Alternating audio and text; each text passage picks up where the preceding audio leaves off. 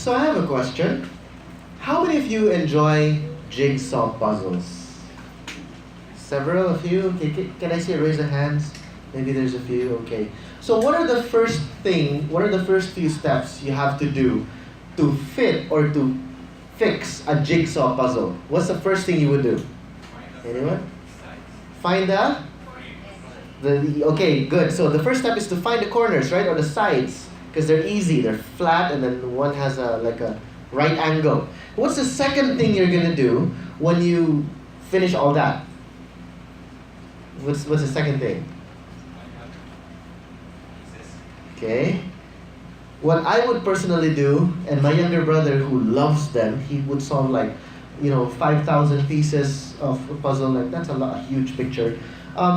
We would group all the colors together. We'd put all the green on one side, all the orange on one side, all the dominant colors in different areas. And what's the last step? What's the thing that you're going to start really doing? You're going to look at a picture, right? You're going to look at the picture, and based on the picture, you're going to start piecing the pieces together. That's how you solve a jigsaw puzzle. Now, why did I ask this question?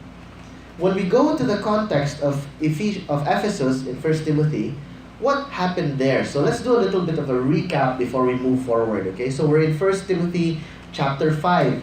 But what really happened in the church in Ephesus? Basically, the gospel started to spread to different places, right? And the gospel reached Ephesus, and there was a church there. But what happened was, instead of believing in Jesus Christ for someone to be righteous, to be forgiven of sins, to be saved, there were false teachers who came in. And these false teachers started teaching several things. There were legalists who said, to become righteous, to be forgiven, you need to obey the law of Moses. Others were ascetists, people who felt that all material things and fleshly things are evil, and so they would suggest, kung sa ato pa today, it's kind of like those people who go to the mountains and then they just meditate there. Kind of like that. So they believe that you just don't touch anything that has to do with anything material and you'll be righteous and you'll be right with God.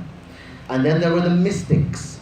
The mystics believe that if you're more spiritual in the weird sense, then you become spiritual. And lastly, there were the Judaizers who said you have to live like a Jew to become saved. And so the gospel got perverted by these false teachers. And so the effect was the men started fighting amongst each other, and because the men were busy fighting, the women decided to lead the church instead. So what's the solution according to Paul? If we remember going all the way back from 1 Timothy chapter 1 straight, the first solution Paul gave was to appoint godly and biblically qualified leaders. In a sense, that's getting the sides and the corners of a puzzle. These leaders are the ones who frame what you're supposed to believe and say, we believe this, anything that gets out of this, we reject. Here's our limitation. That's what biblical leaders are supposed to do. And then, Paul explained gender roles. This is still in 1 Timothy chapter 1 to 4. When it comes to gender roles, that's kind of like grouping the colors together. So basically, Paul is saying certain people have certain roles in church, certain people have certain gifts, so we need to appropriate those gifts and those people accordingly. And lastly, in a puzzle, what do? We look at a picture, right? So in 1 Timothy chapter 5 onwards, which is where we are today, Paul gives us a picture of how the church is supposed to operate within itself. Okay? So let's go ahead, let's go to 1 Timothy chapter 5, and we're going to start in verse 1.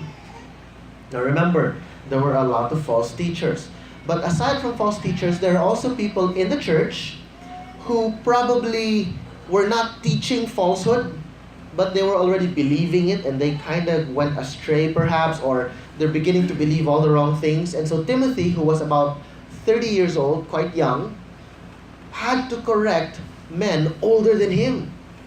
So Paul had to remind Timothy how to do these things. So verse 1 says, do not rebuke an older man, but encourage him as you would a father. Younger men as brothers, older women as mothers, younger women as sisters, in all purity. So the older man here doesn't mean he's an elder of the church.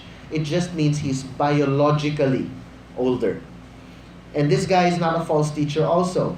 Paul makes it clear how to address or how to treat false teachers. It's very harsh as compared to just someone who's making a mistake, who's erring. Okay, so he's not a false teacher. He's simply an erring or an older man who's making a mistake in his beliefs. But notice the terms Paul used: brothers, fathers, mothers, sisters. He uses terms that deal with family. Because to Paul, the church is family. In a very real sense, even a spirit, not just a spiritual sense, but even sometimes even in an emotional, psychological sense, church members can become of bigger value in terms of a family sense, no, to one another. Have you ever seen those documentaries of soldiers who went to war together and they survive together and they go home? And they say things like, oh, he's a brother, he's my family. Because they went through something so tragic, so painful, so traumatizing that a bond was formed. Spiritually, that's also what happens. When believers find out that something so tragic happened, the death of Christ on the cross, when something that tragic happened to pay for sins, they have something to bond over, something that's so deep that it cuts across blood. Well, if they say blood is family, it's the blood of Christ that brings the family of Christ together also. So, when you talk about family and church as family, Paul is trying to show us that we're against disposable relationships. Churches have to have this mentality that says, if you're a part of a church, if you're part of a local church especially, you know, there's something there, there's a relationship there wherein we don't just say, asa naman to si ano, I don't see that person anymore, bahala na siya, bye, I guess. We shouldn't have that kind of attitude. People should be concerned. People should reach out and, you know, maybe text or Facebook, private chat, I don't know, you tweet the person, hey, where are you? How have you been? You know, use your social media or use whatever means you can. Because church is supposed to be family. It's not impersonal. Church is not supposed to be trabaho lang or, you know, business as usual. It's family. So how are we supposed to treat one another in a family setting, which is the church? And I know a lot of us here are quite young. Many are singles. We don't have widows yet in this church. So why are we talking about widows? Well, when I say yet, hopefully wala at all, no? But of course, life is life. So what preaching, what sermon, what application could we get from this? Honor widows who are truly widows. Well, let's take a look at the principles. So let's continue. Verse 3. Honor widows who are truly widows. Verse 4, but if a widow has children or grandchildren, let them first learn to show godliness to their own household, and to make some return to their parents, for this is pleasing in the sight of God. She who is truly a widow, left all alone, has set her hope on God, and continues in supplications and prayers night and day. You know, in the Old Testament, the law was that when an inheritance is given, you get the whole inheritance, okay? You get the sum total of the inheritance, you cut it in half, that one whole half goes to the eldest. And then you get the other half and you divide them among all the other siblings. And people go, that's so unfair. The eldest gets everything or half, the whole half? One of the reasons for that is because it falls on the eldest to take care of the parents. Therefore, that half goes to him so that he has more money to take care of the parents. Sounds fair. Diba? It sounds just right. But many times, people disobey this. So what happened in the Pharisees, for example, in Mark 7 verse 9 to 13, you don't have to go there, I'll read it to you. Jesus was talking to the Pharisees because the Pharisees, instead of helping their parents, the money that was supposed to go to their parents, they got it and they gave it as a tithe. And so Mark 7, 9 to 13, Jesus said to them, you have a fine way of rejecting the commandment of God in order to establish your tradition. For Moses said, honor your father and mother, and whoever reviles father or mother must surely die. But you say, if a man tells his father or mother, whatever you would have gained from me is korban. Korban means the amount dedicated to God. Then you no longer permit him to do anything for his father or mother, thus making void the word of God by your tradition that you have handed down. So what did the Pharisees do? They said, Dad, Mom, I really want to help you. I have this money which is supposedly for you, but I dedicated it to God, so I'm sorry, I can't help you. I can't provide for you anymore. So they used that kind of tradition to dishonor their parents so that they can show to the rest of the people how good they are, how religious they are. And so Paul is saying the same thing, essentially. Paul is repeating the principle that Jesus was trying to teach the Pharisees and the people in general. We're supposed to honor our parents. So for those of us who are single or not married yet especially, and your parents are still alive, and I guess most of us, no, we have to start thinking that way. We have to look long term and start thinking in terms of, when my parents are old now, what can I do to honor them? What can I do to help them? What can I do to ensure that I can return to them the love that they have shown to me?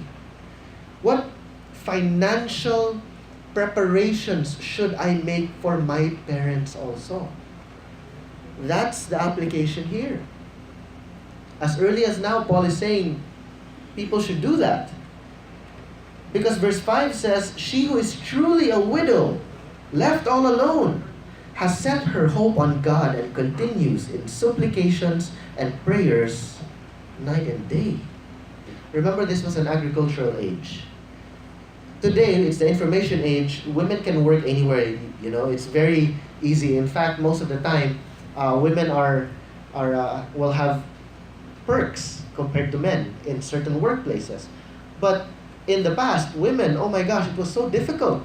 Because it was the agricultural age, they needed men to, pull the animals, to tow the fields, the cows and whatnot, right? And so the people preferred men or sons compared to daughters. And so women, their role really was childbearing, because the more kids you have, the more quote-unquote free labor you get in your farm. There's no such thing as child labor laws before. It's just, that's how it worked. So they bore a lot of kids, but when you're older and you're already a widow, what will you do? You're quite old in years, which means you can't bear kids anymore. It's difficult to remarry and all that. If you don't have kids pag yun, all your kids have gone to war, some have died, some, what are you going to do? So what do? They in this context, she, the true widow, left all alone, meaning no one is there for her anymore, has set her hope on God and continues in supplications and prayers day and night. In the Old Testament, God commanded that brothers should marry their sisters-in-law if the brother dies. They say, oh, that's so weird. Actually, God was making sure that women were cared for. That women, someone would be able to provide for women, would be able to take care of them, would make sure that these godly women would not be left all alone. Now look at verse 6. But she who is self-indulgent is dead even while she lives. The context here is the younger widows who already lived with unchristian behavior. When they were still married, they weren't really very godly, and so kind of obvious already. Most probably, these women are the women Paul were referring to who usurped authority or leadership in the church. These were the women who were, in a sense, very sensual. They wore, you remember last week, or last week, these were the women who wore braided hair and gold and everything and all the piercings, and they wanted to show off, because they were widows. They obviously got money from their dead husbands, and then they showed off to the church and they led the church. So Paul is referring to those women, and he's saying these women, they're self-indulgent and they're dead even while they live, meaning they're spiritually dead. Look at verse 7. Command these things as well, so that they may be without reproach.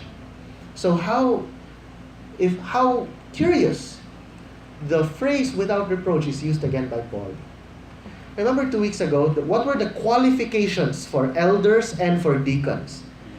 They were beyond reproach. Now Paul is commanding the rest of the church to be beyond reproach. This is the verse that people go to, or church leaders go to, when they say that church leadership are not the only people expected to be beyond reproach.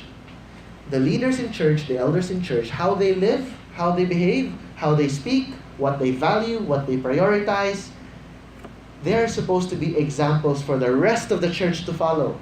So when people say, oh, grabe, church leader is so pressure, no? The pressure isn't just on them. There's more pressure in the sense that there's examples. But actually, every person in church is expected to be beyond reproach. And then he continues. But if anyone does not provide for his relatives, and especially for members of his own household, he has denied the faith and is worse than an unbeliever. This is one of the sternest things you could say. Because to us today, it doesn't sound very bad. Worse than an unbeliever. Well, a lot of people don't believe in God, but they're nice. But in the context before, you know what this meant? Here's what Paul was actually saying. If you don't provide for your family, and you can, but you refuse to,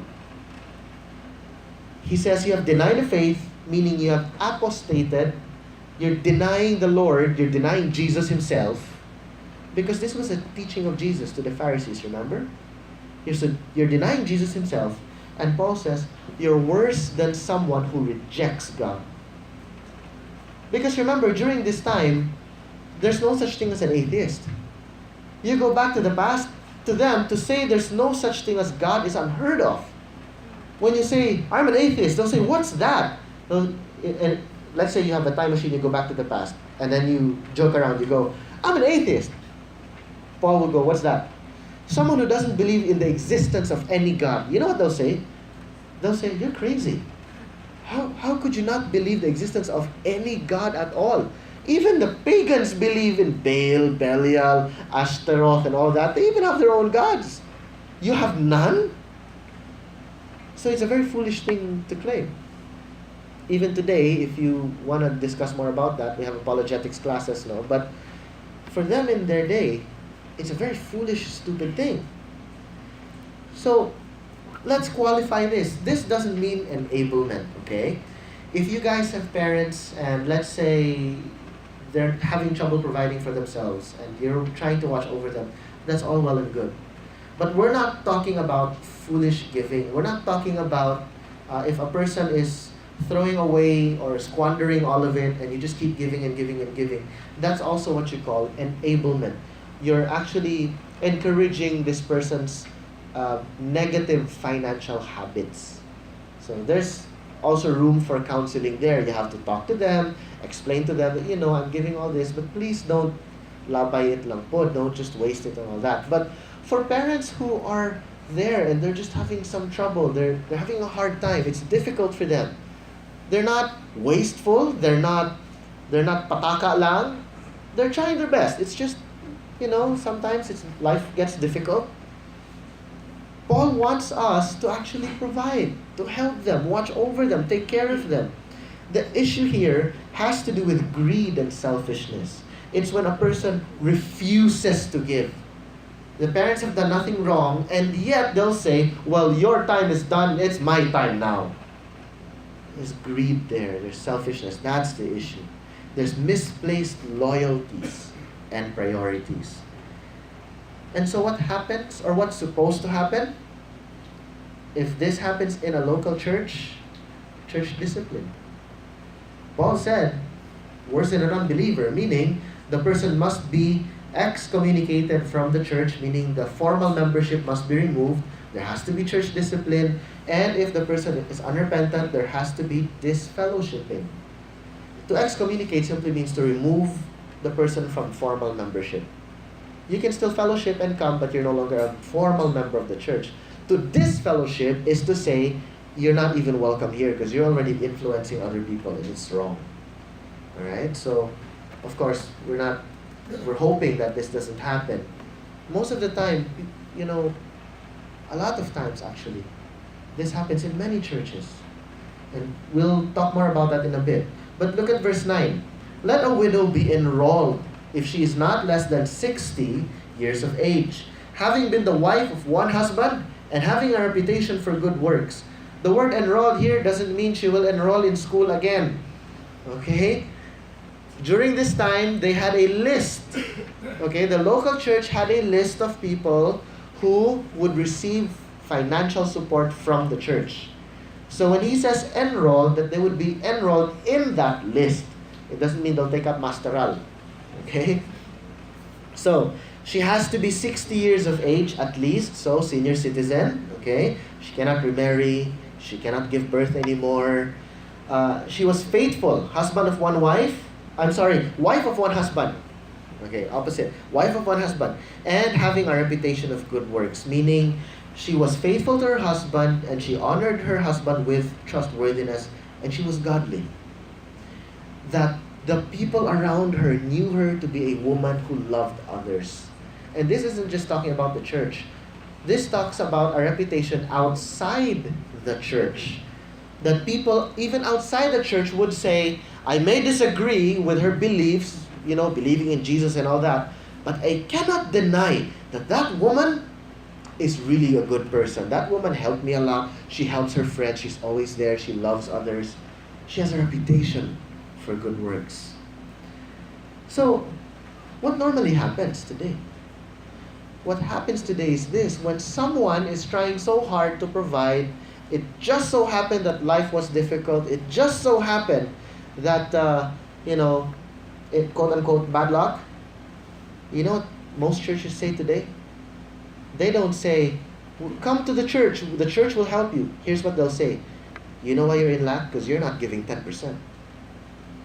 You're under a curse because you're not giving 10%. You're robbing God. So if you're in lack, sow so you will reap. Give so you can get. That's wrong. Look, Paul never said, if there's a widow left all alone, let her sow 10% and she will gain. No. She said, Paul said, let the church help her. Nothing about sowing here. Nothing about 10%. So when people are in trouble, it's the church who should help them. It's the exact opposite. Now let's continue. The qualifications even says, if she has brought up children, she has shown hospitality, has washed the feet of the saints, has cared for the afflicted, and has devoted herself to every good work. Meaning she raises children well, especially when the husbands were busy. And then she serves the church as a servant. Because after a while, women should stop giving birth for health reasons, right? I mean, medically it's going to get more dangerous and, so the risk gets higher. And so the family just decides, we have enough kids, we're not going to risk your life anymore because, we love you and all that. So when all these kids start growing older, and remember the age gap before was very, very big. Men were kind of way older, women were much younger when they would get married. And so, after giving birth, the children are already older. In a sense, they've quote-unquote graduated. So they're no longer in the house, some are already out, they're already doing chores and everything, they have their own businesses or work. The mother of the house will have more free time. Okay? And what do you do with the free time? And so here, how did they use their free time? They used it to show hospitality, to wash the feet of the saints, meaning to serve, has cared for the afflicted, and has devoted herself to every good work. So she was really there for the church. She was not just a mother to her own children, but in a sense, she was a mother to even younger women in church as well. Just picture those motherly women who are Christians now. When you listen to them, they sound so wise, and I want to be like her, that kind of thing. They're like that, motherly in a Christian, godly way. Verse 11. But refuse to enroll younger widows, for when their passions draw them away from Christ, they desire to marry, and so incur condemnation for having abandoned their former faith. Now, this doesn't mean if you remarry, you're evil. Okay? That's not what Paul is saying. In fact, Paul is also the same guy who wrote 1 Corinthians 7 and talked about remarriage. So what's he referring to here? He's referring to the younger widow. So picture this, maybe the lady was still very young, she got married, and then the husband died. And she's still young, so they didn't spend a lot of time together. They didn't spend a lot of time married. She got widowed. Okay? These younger widows, usually they vow to be celibate. So they say, oh, I'm going to give my life to the church and to God and all that. But there were some who were younger, and here's what happens. Most of the time, they desire to marry, and they end up marrying unbelievers. Why? Think about it. You're a young widow. You're still young. You can still remarry. You're in church. The church is not a lot of people before. It's a small church. There's persecution everywhere. It's difficult to find a partner. This happens until today. When we went to China on a mission trip, in the church there, one of the biggest questions the women said was, how can we find partners? The church is very small and we're persecuted. So we can't jump from one church to another looking for partners, husbands and wives. Even the guys said, I don't know where the other church goes. Here in the Philippines, there's Sovereign Grace over there, there's a Living Word over there. It's easy. But when you go to China, I don't know where all the other local churches meet. It's a secret because of the government persecution and all that. So the people I see now, those are my options. And if they all have boyfriends and girlfriends and some are married, what am I to do? And there's this someone who's courting me, and he's a nice guy, doesn't believe in God, but he's nice, and he's guapo, and naay car. So what do I do? Should I just say yes? It was a very difficult thing for them. More than that, if they go for unbelievers, okay, the family pressure is also very strong. When are you getting married? You should remarry, you're still young. Imagine if it's a secret, the family still doesn't know she's a Christian. You should remarry. Yeah, I know, Mom. Well, there's this guy. Thanks, Mom. You want me to introduce you guys? No, thanks, Mom. Why? Secret. It's very difficult. And if she decides to remarry, what happens? She gets acceptance again in the family. Society will talk about her again. There's cause for celebration once more. There's no more persecution if she's, if she already came out to the world and said, I'm a Christian. When she says, I will marry an unbeliever, what you're actually saying is, I'm submitting to the headship of that unbeliever. So if he's a Jew, I have to reject Christianity and become Jew. If this guy believes in Mars, the god of war for the Romans, I have to worship Mars, the god of war. Okay, so it's like that. The temptation to go back to the world.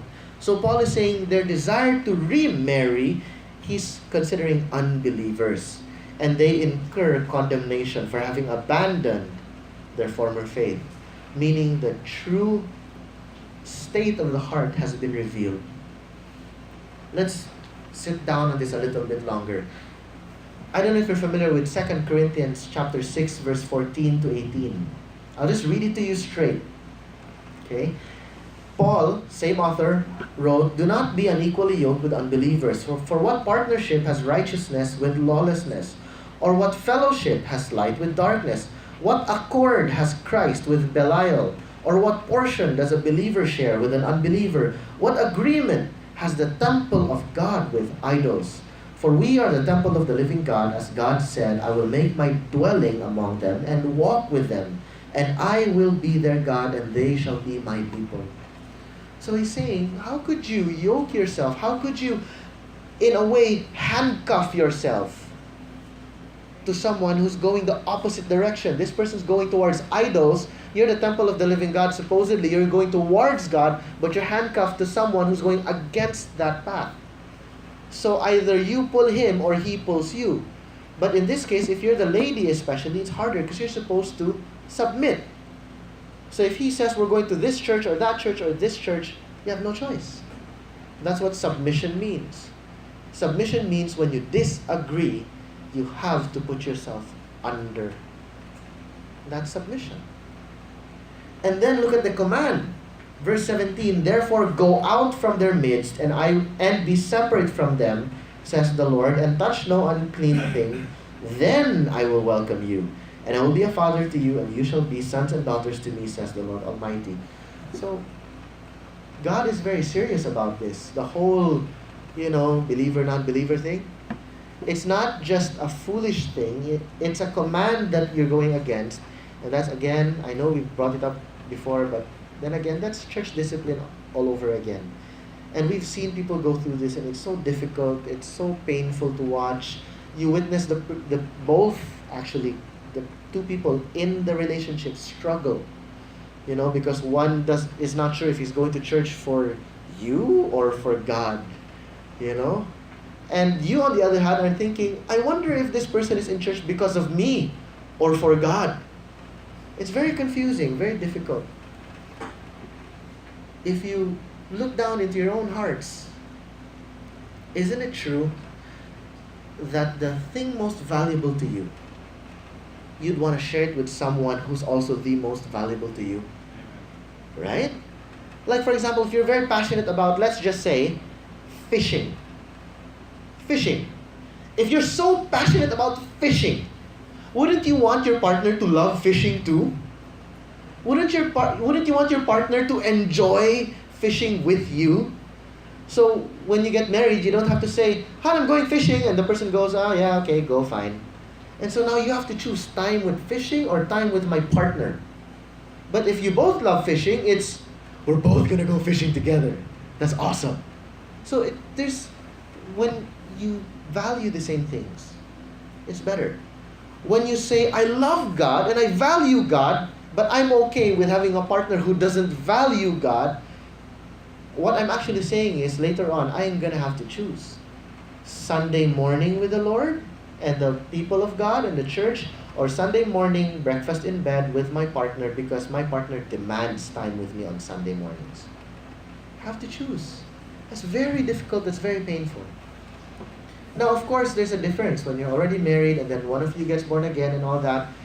The challenge is different, but there's so much hope for that as well, no? But if you're not yet married, you have to choose someone, believer na daan. Now look at verse 13. Besides that, the women who didn't really value God, they learned to be idlers, going about from house to house or home to home. And not only idlers, but also gossips and busybodies, saying what they should not. So first, they become idle, and then they get bored, because they're idle, obviously. And because they're bored, there's nothing to do. They go from house to house, and they start gossiping. And not only gossip, they become busybodies. What's a busybody? A busybody is a person who meddles in the affairs of others in an unhelpful and oftentimes damaging way. In other words, kind of itong magbuot-buot. I'm sure you've experienced this when you're trying to accomplish something and someone just comes in and says, don't do it that way, do it this way. And you're like, I'm halfway done. I know what I'm doing. And the person just goes, no, change this, change that, do this, do that. Don't do. Like, could you leave me alone because I'm already finished with this? And that's a busybody. Someone who meddles in the affairs of others, but it doesn't really help. That's what happens.